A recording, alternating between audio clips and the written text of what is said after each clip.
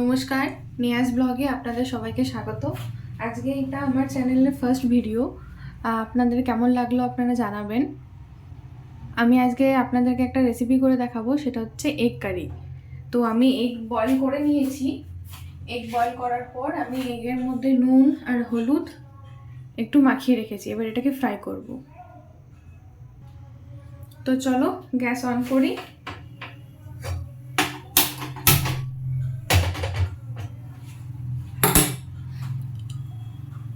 কড়াই গরম হয়ে গেলে কড়াইয়ের মধ্যে তেল দিয়ে দেবো। আপনারা চাইলে সর্ষের তেলও করতে পারেন বা সাদা তেলও করতে পারেন, কিন্তু আমি সর্ষের তেলটাই বেশি প্রেফার করি বলে আমি সর্ষের তেল দিয়েই করব। তো দেখতে পাচ্ছেন আমার কড়াই গরম হয়ে গেছে। এরপর কড়াইয়ের মধ্যে আমি তেল দিয়ে দেবো।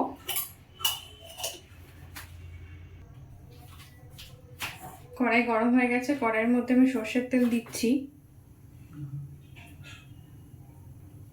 সর্ষের তেলে রান্না করলে খাবারের টেস্টটাই আলাদা হয়।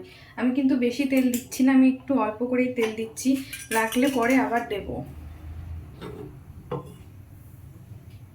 তেল গরম হোক, তেল গরম হলে হালকা ছিটে ফোটা একটুখানি নুন দিয়ে দেবো, যাতে ডিমটা লেগে না যায়।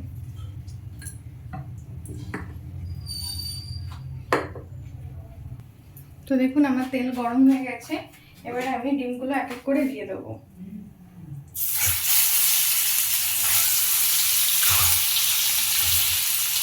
ডিমগুলো একটু করে কাট লাগিয়ে নেবো, যাতে প্রপার নুনটা এবং প্রপার ভাজা হয়।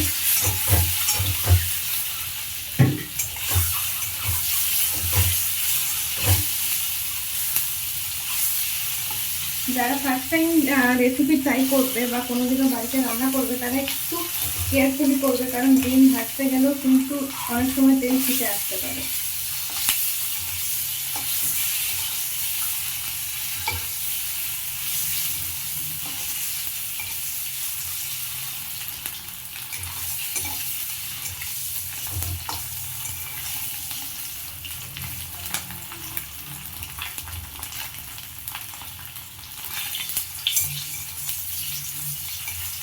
আমি কিন্তু ডিমটাকে খুব ডিপ ফ্রাই করবো না, কারণ ডিপ ফ্রাই হয়ে গেলে খুব একটা ভালো লাগে না খেতে।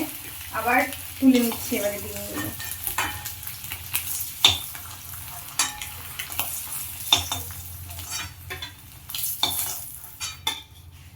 এই ডিম ভাজার তেলেই আমি ফোড়ন দিয়ে দেবো। দেখুন বেশি কিন্তু তেল দিইনি। এই একটু জিরে,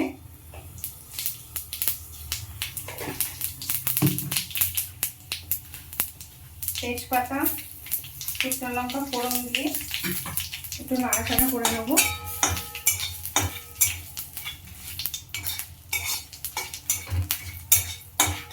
আমার মনে হচ্ছে আর একটু তেল লাগবে, তাই আমি আর একটু তেল দিচ্ছি। আপনাদের যদি মনে হয় না, তাহলে না দিতেও পারেন।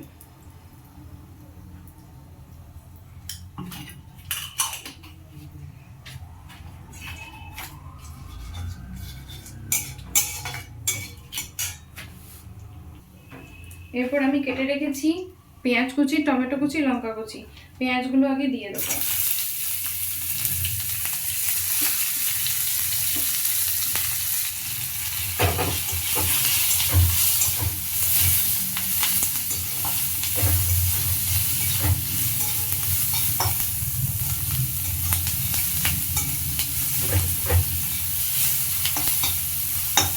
পেঁয়াজগুলো কড়াই দেওয়ার পরে আমি সামান্য পরিমাণ নুন দেব।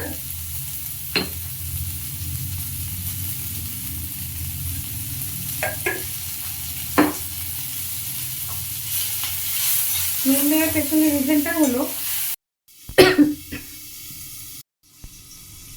আমি পেঁয়াজগুলোকে ঢাকা দিয়ে দিয়েছিলাম। এবারে ঢাকাটা খুললেই এরপর আমি টমেটো দিয়ে দেবো।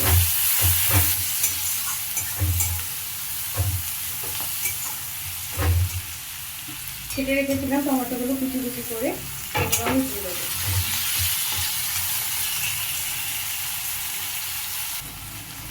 টমেটো দিয়ে বেশ কিছুক্ষণ নাড়াচাড়া করতেই দেখবেন টমেটো থেকে জল বেরিয়ে আসবে। অনেকক্ষণ নরম হতে একটু সময় লাগবে, আপনারা চাইলে এই জায়গায় একটু ঢাকা দিয়ে দিতেও পারেন। আমি এখন একটু ঢাকা দিয়ে রাখবো।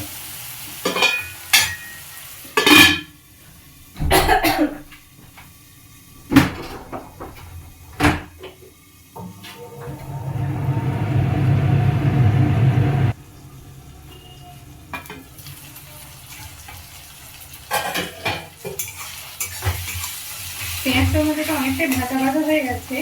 এরপর আমি আমাদের রেগুলার যেসব স্পাইসেস থাকে, জিরে, ধনে, হলুদ, এই স্পাইসেসগুলো অ্যাড করে নেব।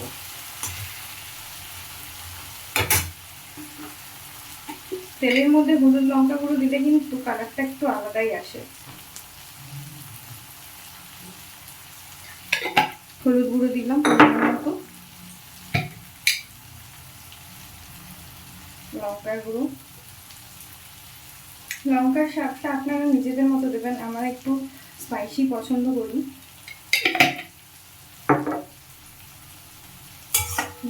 যে যেরকম ঝাল খাবেন সেই হিসাবে দেবেন। আমরা ঝাল খেতে একটু বেশি পছন্দ করি।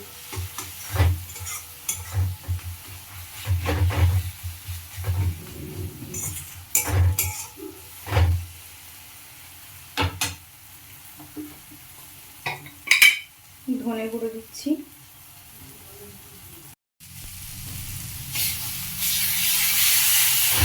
মশলা কষানো হচ্ছে। মশলা কষানো হয়ে গেলে একটু জল অ্যাড করব।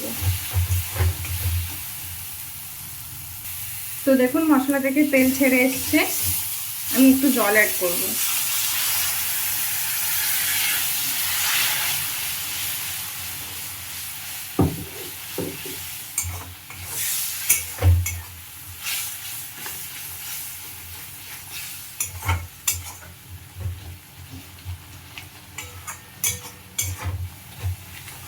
আমি ঢাকা দিয়ে একটুখানি কষতে দেব।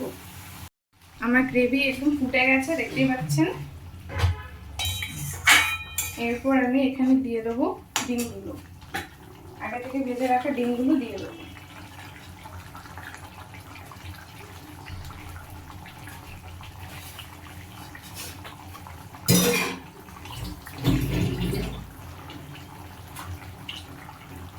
এই স্টেপে আমি আরেকটু নুন অ্যাড করবো, যেহেতু আমি একদম ফার্স্টে নুন দিয়েছি, তারপর আমি আর কোনো নুন দিইনি পেঁয়াজের সময়।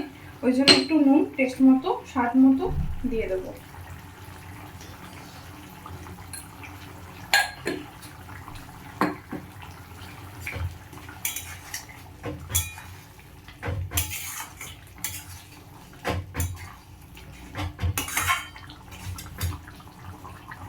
আমি চেরা কাঁচা লঙ্কাগুলো উপর থেকে দিয়ে দেবো।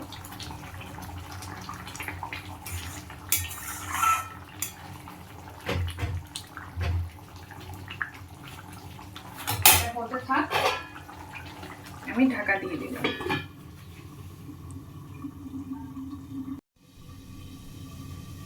কিছুক্ষণ দেখি ঢাকা খুলি, একদম প্রপার ফুটে গেছে। আমার যে অনুসারে আমার গ্রেভি লাগবে আমরা সেই অনুসারে গ্রেভি মতো রাখছি। আপনারা চাইলে এর থেকেও গ্রেভিটা আর একটু শুকাতে পারেন বা আর একটু ঝোল টাইপেরও খেতে পারেন।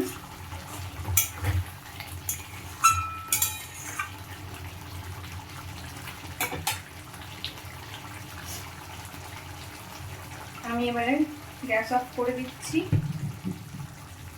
গ্যাস অফ করে আমি ধনেপাতা কুচি ছড়িয়ে দেবো, কারণ ধনেপাতার যে গন্ধটা থাকে, যে স্মেলটা হয়, সেটা কিন্তু ফুটে গেলে চলে যায়।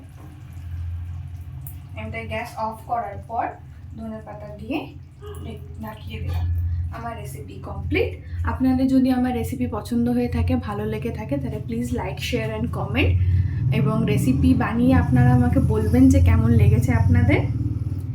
তো চলুন আবার দেখা হচ্ছে নেক্সট একটা রেসিপিতে। Thank you.